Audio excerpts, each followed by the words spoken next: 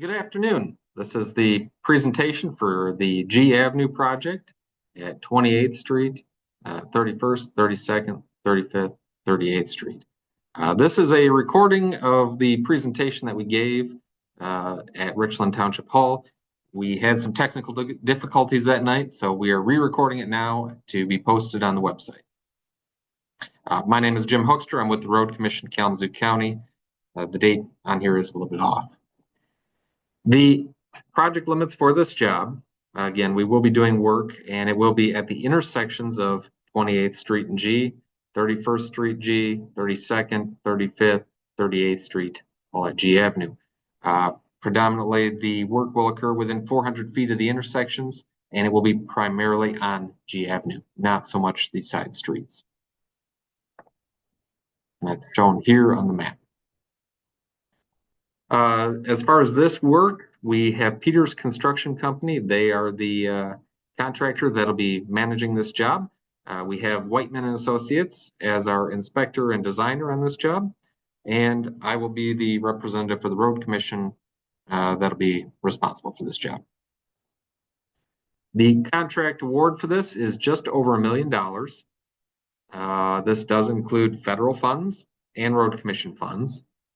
The start date was March 11th, and the completion date is August 18th.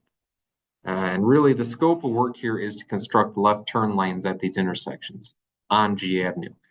This would include tree removal, which is why we started back in March. That's been done. Pavement removal, widening, ditching, some culvert replacements, concrete curb, paving, signs, and markings. So how was this project selected? Well, this, as I mentioned, this project does have some federal funds. We have $750,000 awarded of safety funding. So this is a safety project. We've identified some crash history out here, as shown on the screen. That includes fatality and some serious injuries, all in a 3-year period. So we applied for the safety funding and were granted award of that through the state. And so we'll be putting in left turn lanes. This is a major commuter route. So there's a lot of traffic traveling between Kalamazoo, Battle Creek, thus why that we feel that the turn lanes will be a big improvement out here, as well as the crash patterns, which tended to indicate that people were trying to make a turn, and these turn lanes should help with that. More on that, I guess. 67% of crashes in this project were related to turning movements at intersections, and generally turn lanes, installation of turn lanes results in a reduction of 25% of crashes. So that's kind of how we came up with the project. We also had dialogue with the residents, primarily at 35th Street and G. And after talking with them and understanding the situation there, that intersection, we did include a flasher to be installed. So this will be an overhead flashing beacon at the intersection. It'll flash yellow for the main street, G Avenue, and red for the side street. And that is also a safety measure as part of this project. So impacts to traffic. With this project, we will have some road closures. Predominantly, that's for the culvert installation, and that'll really be at 28th Street and 32nd Street. And we'll get into that here shortly. There will be lane and shoulder closures, but we do expect to keep the road open to two-way traffic for most of the job. Emergency vehicles will have access throughout the whole job, and work will be primarily from 7 a.m. to 7 p.m. Advance one more slide here. There was a slight change in the project scheduling.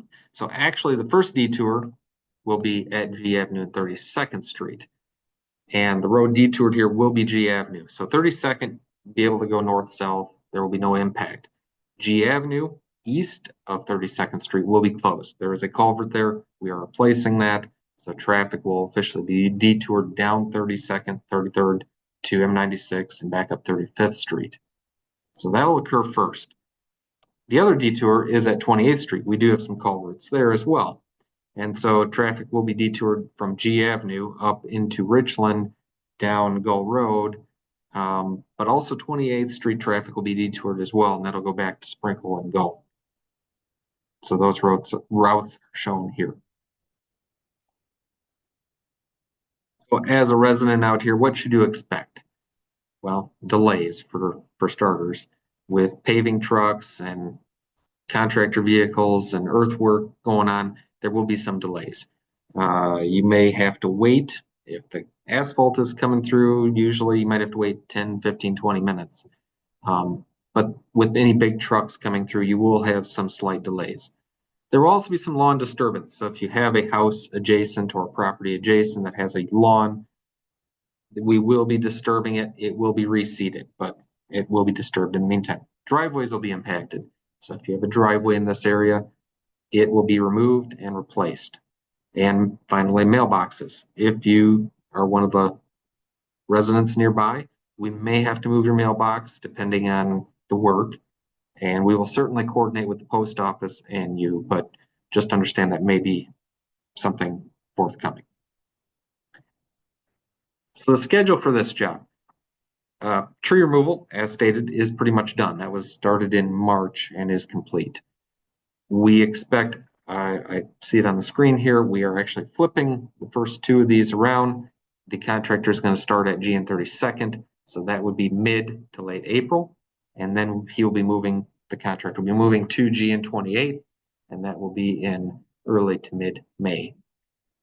After those two, those are where the closures of G Avenue are going to occur. After those two, GN 31st, GN 35th, and GN 38th, all of those will occur simultaneously between mid-May and mid-July. Paving we expect to see in mid to late July. Shoulder gravel and restoration will occur in early August. And signs and pave markings will occur in mid-August to wrap up the project. So we're going to take a step-by-step approach through this and walk through what you'll probably see. Now, again, tree trimming is mostly done.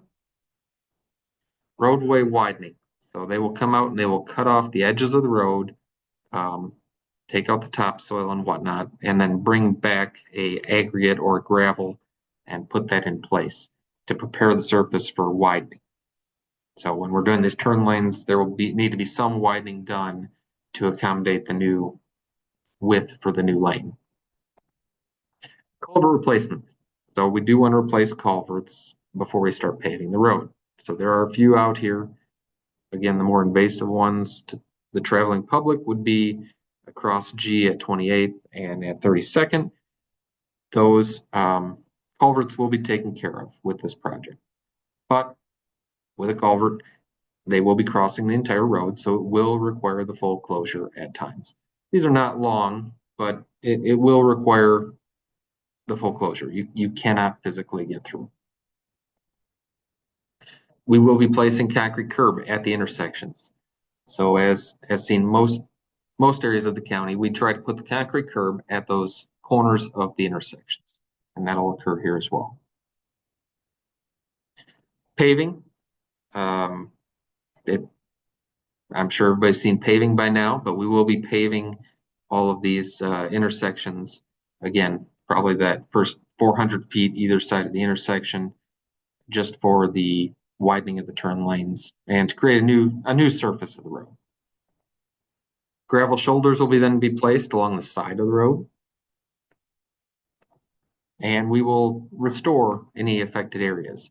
So this would be any yards or areas that were torn up to accommodate the widening. They will all be seeded and restored. As mentioned earlier, we will be putting up an intersection flasher or a intersection beacon at G and 35th. So that will occur. That'll probably be late in the project after all the widening is done. Finally, pave markings. You know, you're getting to the end of the job when you start seeing the pave markings go down. Oftentimes the trucks have lots of flashing lights. They have signs saying wet paint. The paint is wet. I would urge everybody, please don't drive through it. It does make a mess of your vehicle and the road. Signs will be upgraded. So as we do this project, we do try to replace all the signage. It'll make it visible both day and night. And so we'll be doing that in accordance with the job too. So throughout this project, you can get a hold of us. We have a phone number listed here. That is our office number. We have a website, Facebook, Twitter, Instagram, LinkedIn. All of those are channels to reach out to us and talk to us. We have an address. So at the bottom of your screen here, you can certainly stop by and talk to us. Though if we're in construction, we may be actually out on the project, not here at the office. Another way to keep up to date with us is RCKC Connect. We have RCKC Connect. It is a method for us to share with the public where we have road closures countywide. It also shares construction updates like this project. It would also share any general public news. So you can sign up here to receive a text, an email, or even I think a phone call. Be aware that those do roll in at various times throughout the day and night. So in a storm event, you may get a call in the middle of the night if you have that so chosen. You can also select a certain route and have just the updates from that route or that township if you desire to get that into that level. Additionally, we are hiring. So if you know of anybody that would like to sign on with us, we are looking for people. So send them our way. With that, during the presentation that we gave, we did take questions. Unfortunately, as this is recorded after the fact, we do not have any of those questions today. But if you do have questions, please do not hesitate to call us up. The number was provided earlier. You can reach out to us and our staff will try to get back in touch with you or the inspector on site.